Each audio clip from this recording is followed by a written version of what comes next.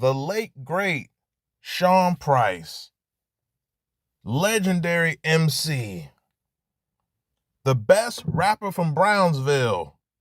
That's where he's from, right? Brownsville? Ain't Mike Tyson from? Sean Price, rest his soul. You know, the first time I ever heard Sean Price might be like a lot of people around the world, around the country, might have been while playing Grand Theft Auto 3 on the PlayStation 2 on the classic record, the classic monumental track, Rising to the Top, featuring Aguilar. Classic record for a legendary video game. Hit the like button. Share this video. Subscribe to this channel. Sean Price is the definition of a unique individual. Independent thinker. Had his own flow, his own cadence, his own style. Very comedic, witty, clever, great writer. Was great in the 90s, had a resurgence in the 2000s, all the way up until his untimely passing. One of my favorite videos, I want to say it was Sean Price and Joe Budden were kind of having like a freestyle back and forth at a radio station. And this is when Joe Budden was still like a lethal MC. This is before he put down his microphone and picked up the podcasting mic. But that's an iconic video. If you've never seen it, you need to see that. Mike Tyson. I mean, I could just go down the list of the greatness of Sean Price. But something that always tickled my hindquarters, pause, is when around that 08, 09, 2010 period, if you remember, there was a huge, let's say, entry of this new era of quote-unquote rappers. 08 to about 2010 is when you saw this big promotional push for a lot of the backpackers and the abstractors and soft rappers. You see, when I was a kid in the 90s, early 2000s, you had a Sean Price, you had Lord Have Mercy, you had DMX, you had MOP, you had the Locks. You know, I can go on and on and on. A lot of Dark Man, Wu-Tang, and so on and so forth. You had men who looked like men, who sounded like men. But then when you get around 2008, 2009, there's some guy from Canada named Aubrey. And then you got light-skinned J. Cole. And then you got Mushmouth Duckworth. And just this huge group of new rappers that were being forced upon you as this made-up new era. It was not organic. This is when you first had the XXL freshman classes. Oh, God. Trying to dictate who matters and who doesn't, all that nonsense. You know, you have a lot of forces in this world who want to tell you what to think. Around that time, 2008, 2010, Mac Miller, B.O.B., Charles Hamilton, Wale. Wale. More on him later. Kid Cudi. Oh, he put a dress on later. Now, some of these names, they had some tremendous records. Some of them had talent. But it was when they planted the seed of, we're going to tell you who's hot. We're going to tell you who to like. And there's many others. You know, this is the same era when they started the heavy push of auto-tune, the tight-ass pantses. Everybody got a stupid dance. Atlanta, this Atlanta garbage just being forced down your throat like Diddy forced himself down Cassie's throat, and men forced their yogurt on Diddy's. You know, I feel like it's been a while since I mentioned Puff Daddy in like every video. There was a period on this channel for like a year and a half where somehow everything was a Puff Daddy reference. It's kind of slowed down.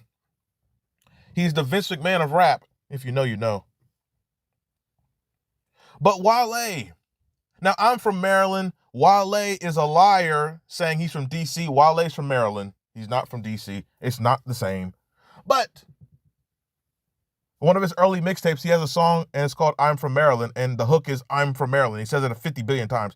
But Wale, in the mid-2000s, before all you people heard of him, the best Wale is when he was local. The best Wale is when the only people who knew him were from Montgomery County, PG County, Howard County, and DC, Northern Virginia, that area. When he was locally known, that was the best Wale. When he had Dig Dug, when he had Nike boots, when he had Breakdown, which also made it on a video game, Madden 09. When Wale had Breakdown, when he had Wale Dance, when he had Black and Gold, oh my God. Back Like I Never Left in the First, Wale Ovechkin, the best on the earth, Breath Full of Perp, oh my God. Wale was so nice before he signed to Officer Rick Ross. Wale was nice. But as soon as he got in them industry circles, all of a sudden he's doing offbeat poems. Wale's another one. Hove, calling Jay-Z Hove for 20 years. It's amazing how Jay-Z has mind-effed the whole world into calling him Hove. Just utter blasphemy. But shout out to the dreadhead, Camel Face Carter, the Jigga Man, one of the true legends of this industry. He is, I clown Jay-Z, but he's an all-time great. Shout out to you male groupies who you think everything's hating because you clown somebody or criticize them. Yes, because you want, because a lot of you people, I say this a lot of times, anytime someone you like is mentioned, you want it to be complete 100% praise and worship service. I don't do that. I'm not a man worshiper like a lot of you. Nobody is perfect. No one is sacred. They could be criticized. Jay-Z's done many foul things, but he's also had some great contributions. When you don't point out both sides, that makes you a fool and biased and delusional, and you make my point for me. Hit the like button, share this video, subscribe to this channel. But Wale, when he was getting his promotional push around 09, 2010, he had the song with Lady Gaga, the Chillin' record, which was a great song. And Wale was kind of being pushed as a new lyrical, poetic, he's more of he's like a younger Black Thought almost, which was kind of ridiculous because Black Thought is a lyrical monster. But, and Wale, he would do interviews at the time saying his two favorite rappers ever were Black Thought and Jay-Z. But, Sean Price, a real heavyweight MC, pause, he was not a fan of Wale.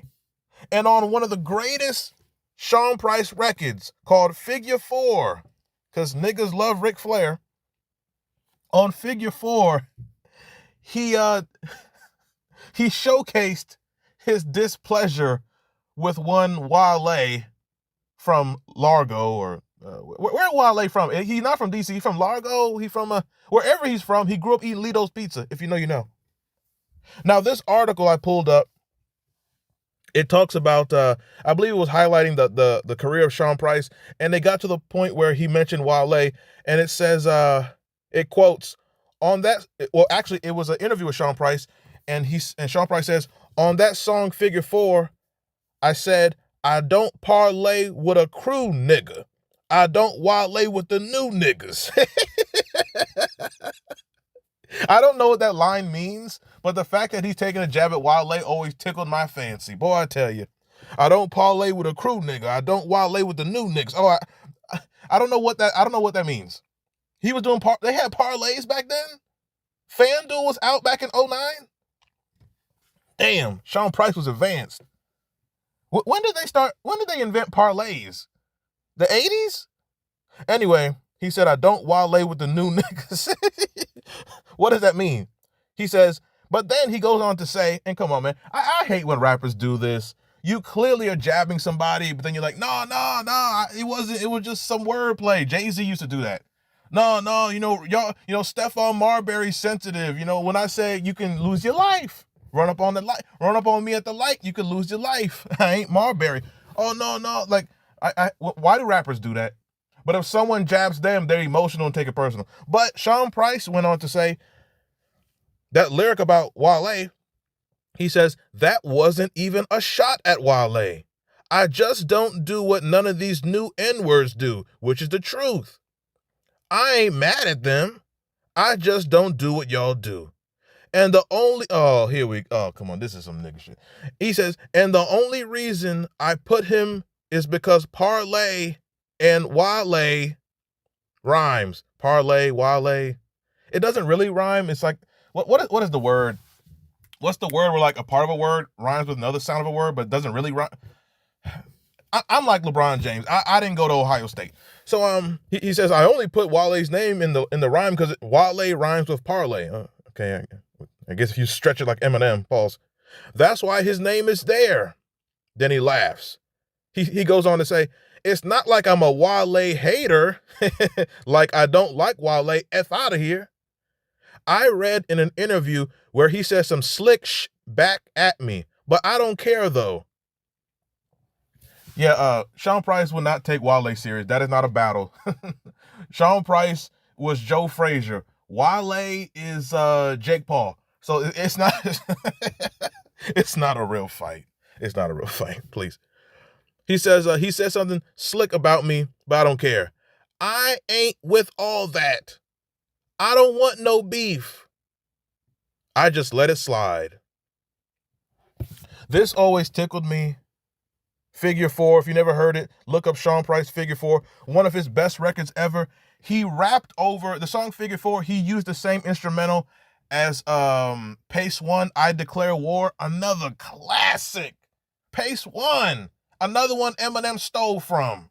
Facts. Know your history. With that said, what are your thoughts on the great Sean Price? What are your thoughts on Wale? Wale, like I said, he has some great records before he blew up. But even after he blew up, he has some good mainstream records. But I can't listen to Wale. Okay, I loved his first album, Attention Deficit, which Jay-Z decided not to promote because Jay-Z's all about himself, and he was going to promote Blueprint over that. But after Attention Deficit, I can't listen to Wale. He just nah. And Wale's another one. Not only is he a liar, but he's dark skinned with light skin tendencies. With that said, XDN wins. I'm up out of here. If you enjoyed this content, you can subscribe and get a membership. If you subscribe and then click the join button and join the channel with a membership. A membership is a great way to support XDN Reacts. Also, if you have a video request, if you want to determine what I speak about on this channel, you can donate to the Cash App and just write in your donation what you want your video to be about. That's how most of my videos come about on all my channels, is the great listeners telling me what I should speak about when they pay for it. I don't do free requests. I'm not a Puerto Rican. Anyway, that is it. I'm up out of here.